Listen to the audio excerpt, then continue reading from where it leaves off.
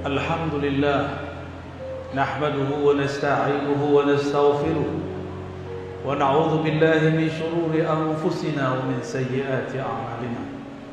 من يهده الله فلا مضل له ومن يضلله فلا هادي له. أما بعد نشهدكم بأن لا إله إلا الله وأن محمدا عبده ورسوله. وأوصيني وإياكم أيها المسلمون بتقوى الله فقد فاز المتقون. وجددوا إيمانكم كما قيل لرسول الله صلى الله عليه وسلم كيف نجدد إيماننا فقال أكثروا من قول لا إله إلا الله. رواه الإمام أحمد بن حنبل في مسنده. وكذلك استحياء من حضرة الله تبارك وتعالى وهو بقدامه وأزله قد صلى على حبيبنا محمد صلى الله عليه وسلم فأكثروا من الصلاة والسلام عليه يجعلكم ممن استحق شفاعته العظمى يوم القيامة. فأقول أيها المسلمون كما قال تبارك وتعالى يا أيها الذين آمنوا اتقوا الله حق تقاته ولا تموتن إلا وأنتم مسلمون. وقال صلى الله عليه وسلم اتقوا النار ولو بشق تمرة. رواه البخاري ومسلم.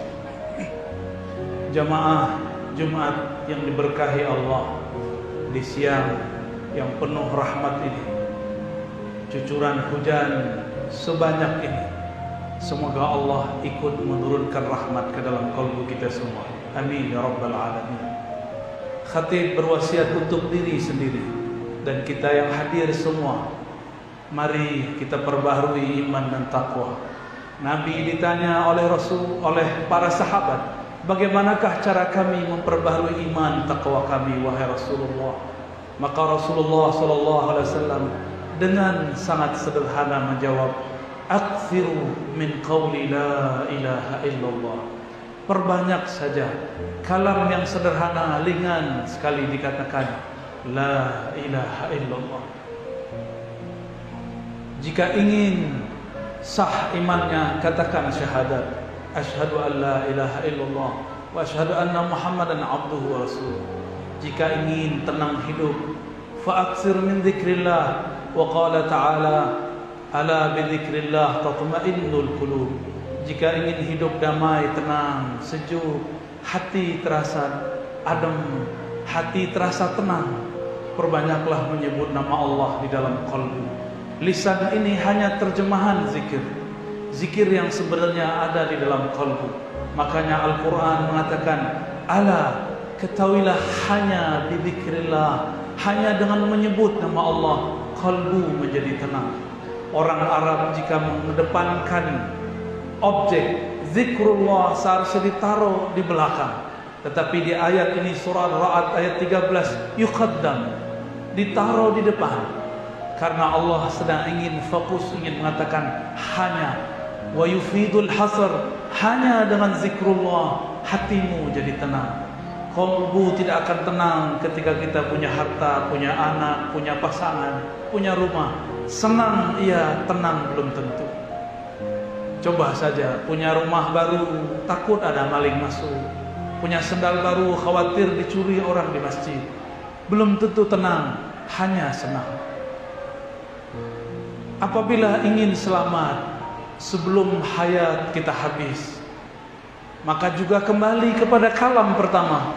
Man kana akhiru kalamihi la ilaha illallah dakhala al-jannah. Dalam hadis yang hasan disebutkan, siapa yang akhir kalamnya la ilaha illallah pasti masuk surga. Ketika kita masuk kubur, kita tidak ditanya berapa hafalanmu, kita tidak ditanya berapa kali engkau umroh dan haji.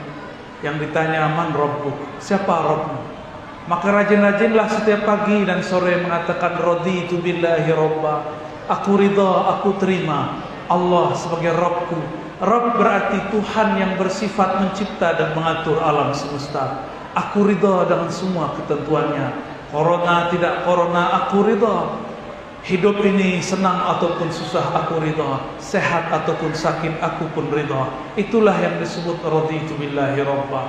Sungguh aneh ada hamba mengatakan percaya kepada Allah, tapi dia tidak ridha kepada ketentuan Allah.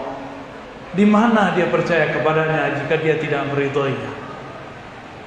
Apabila kita ingin dijemput Rasulullah pada mahsyar, maka Nabi mengatakan, "Aulakum bi yaumal qiyamah aktsarukum salatan alayya." Hadis ini sahih.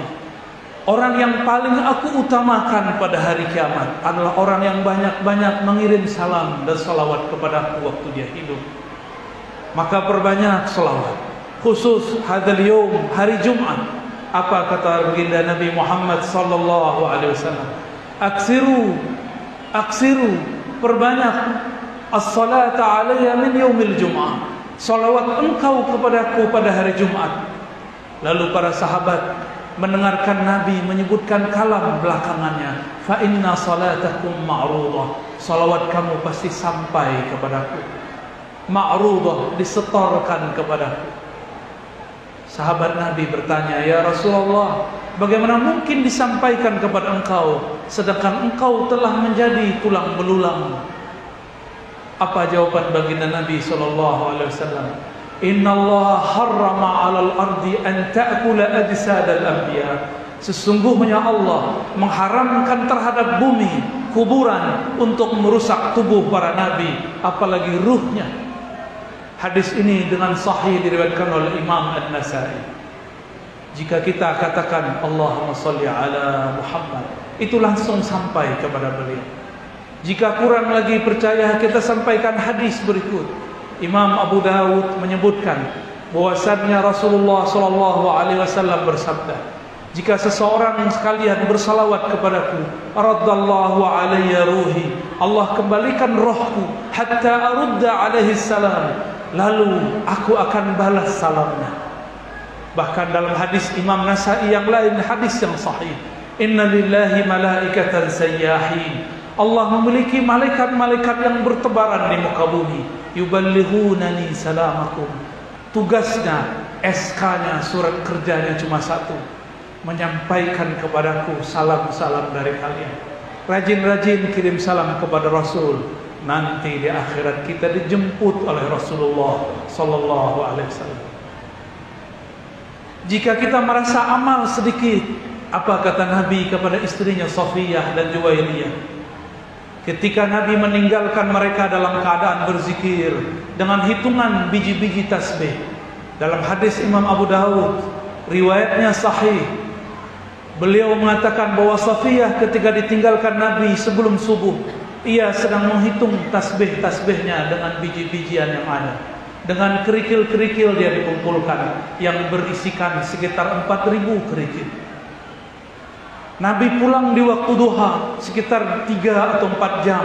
Ternyata istri baginda Rasul sallallahu alaihi wasallam masih berzikir.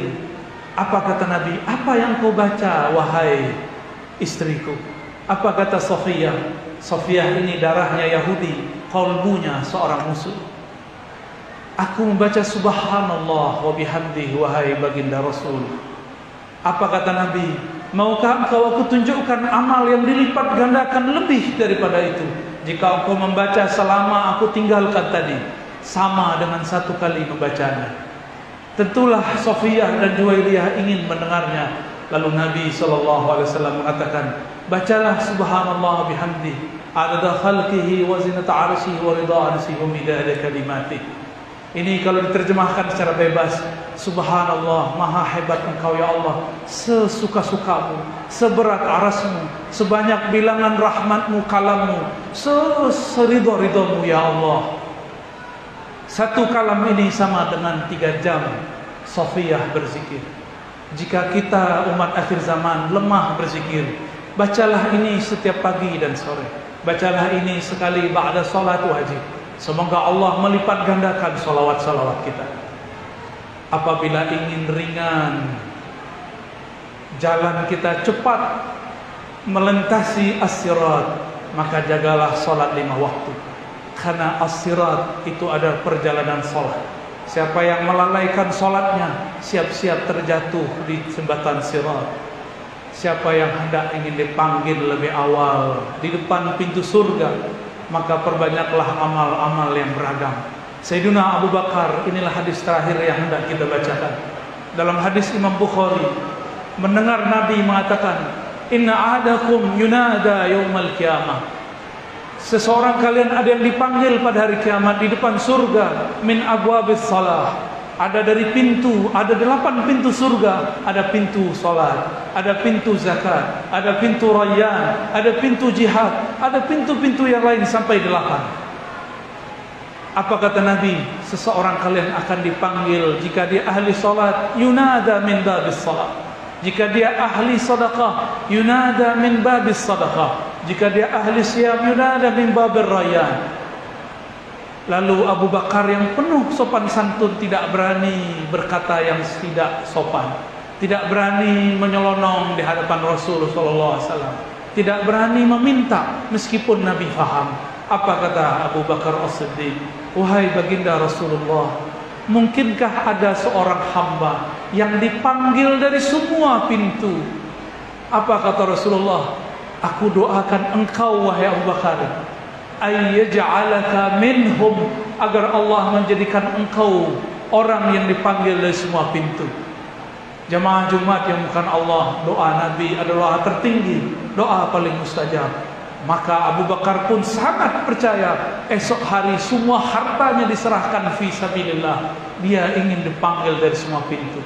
Jika ingin kita dipanggil dari semua pintu, jika waktu sholat datang, sholatlah.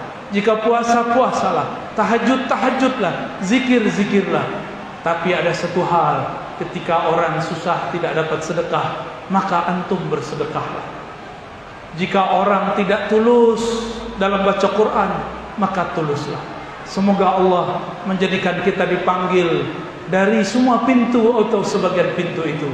Allahumma najjina minan nar wa adkhilna jannatal firdausil a'la ma'a nabiyyikal mustafa amin ya rabbal alamin.